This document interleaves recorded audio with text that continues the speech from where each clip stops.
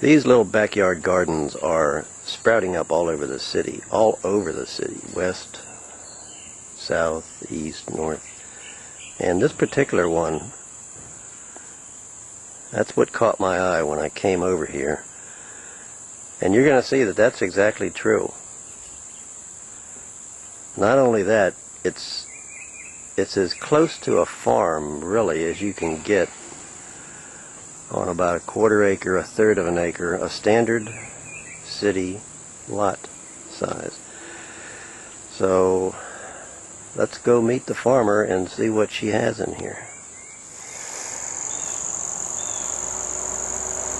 Hi, welcome to our yard, which we call Red Robin Farm. This is our first year really going all out, so we're just starting, but we're excited to grow as much food as we can and provide good habitat for urban wildlife.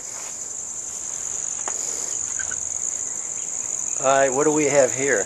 This is our bean teepee. We planted it in July, and as you can see, it's really loaded with green beans right now. We've been harvesting them from this also, and we need to get a ladder to get them from the top.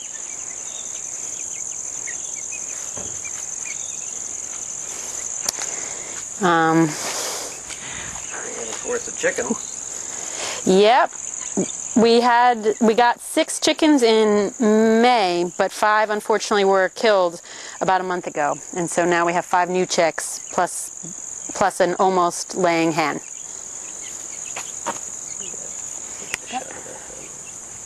Oh, there's the hen. That's Butterball. The chickens are, we're very excited to have the chickens, and they're a big part of our farm because I can hardly wait for these chicks to be bigger and make more compost for us.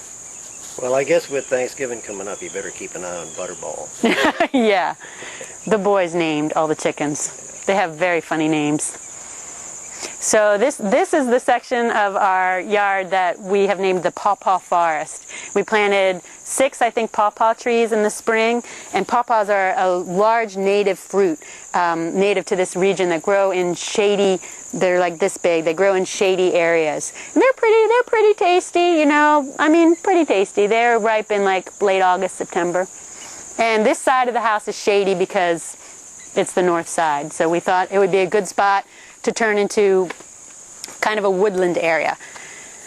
And I grew those scarlet runners along the fence, and they're doing pretty well. They make nice soup beans.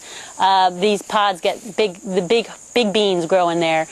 And I didn't know if they would really produce, but I wanted the flowers also. Part of the idea was to grow the beans, but it was also to make just the pretty flowers, which the bees really like. Tree. Actually, yeah, this is a cherry tree. This is a sour cherry tree. We have a bunch of berries growing here. We have black raspberry and wine berries planted here. This is morning glory, which I'm always pulling up. This is a persimmon tree here that we planted. This area here, I didn't tell you before, Bob, but we're very excited about this area along the fence. We're also going to turn into, we have grand plans for making it, the part that's really shady, filling it with native woodland plants. And this part that has some sun, we want to put some medicinals in, and herb plants. But this, we're going to sheet mulch the whole area over the winter and try to improve the clay soil. So. And then then it will take a few years, I'm sure, to get various plants established.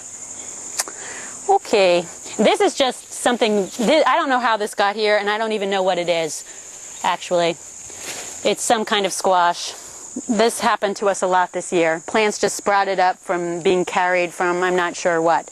But I don't get rid of them unless they're a real problem.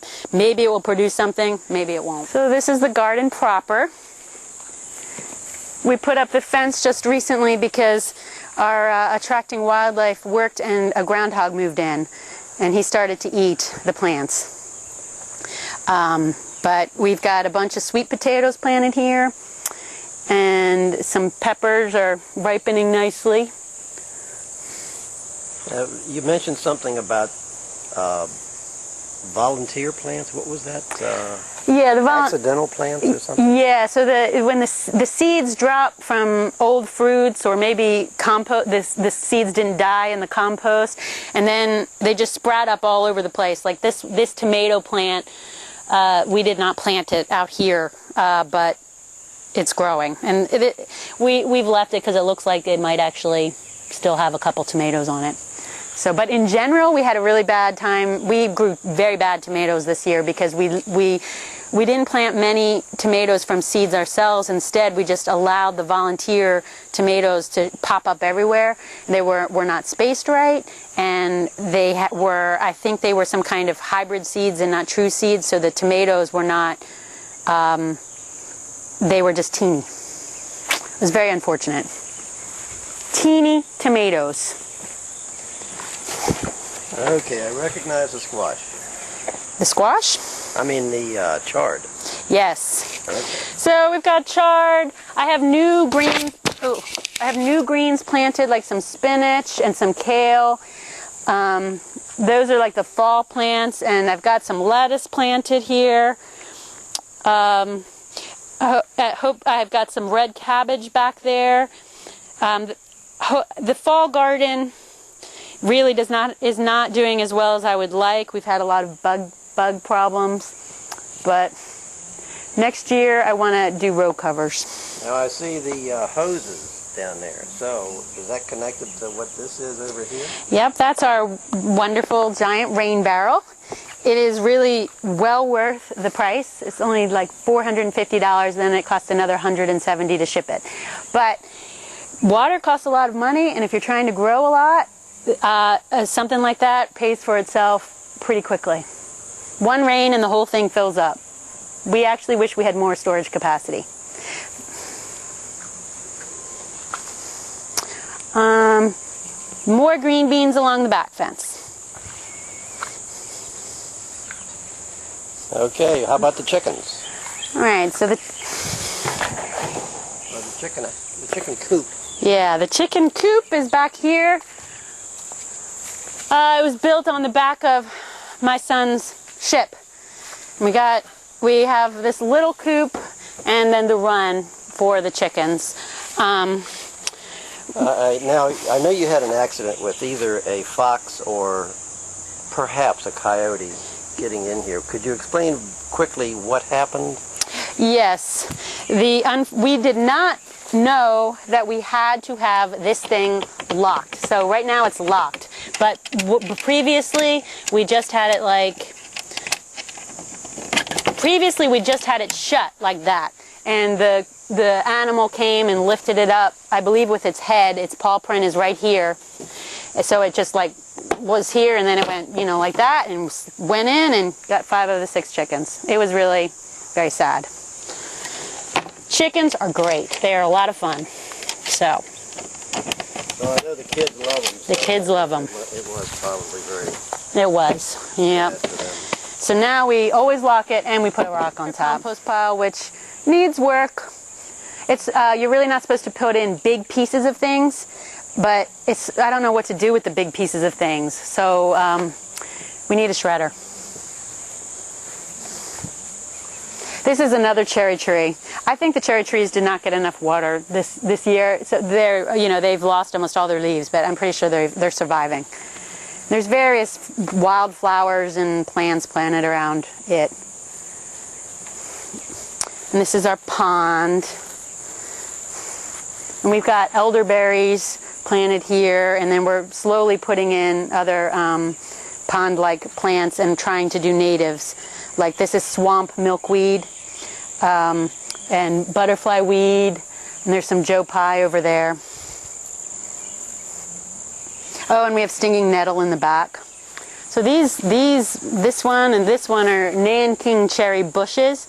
They produce beautiful white flowers in the spring and get loaded with somewhat tart little cherries, which the birds love and so do kids.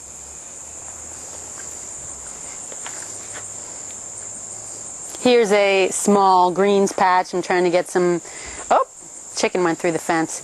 Trying to get some fall greens going here, but this area does not get much sun.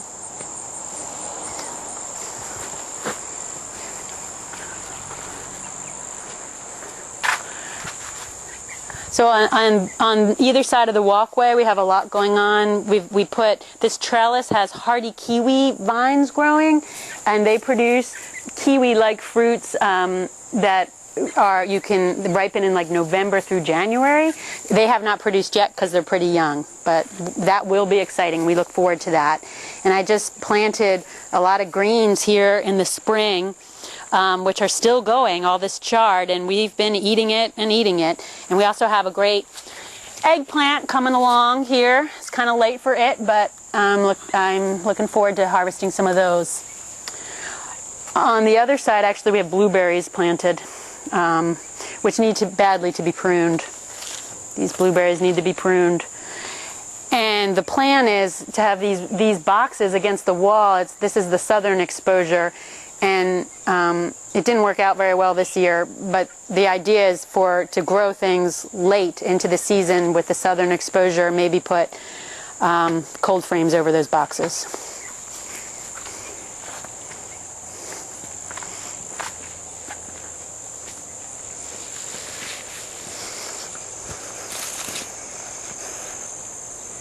So here's another bed of fall greens, and this is the kind of thing I want to make a lot more use of in the future. Row covers to keep out the bugs, which this one is not working so great. But everyone who's experienced says the thing to do is to really make use of this kind of cloth so you don't have to use any kind of pesticides, but your plants aren't all eaten by pests.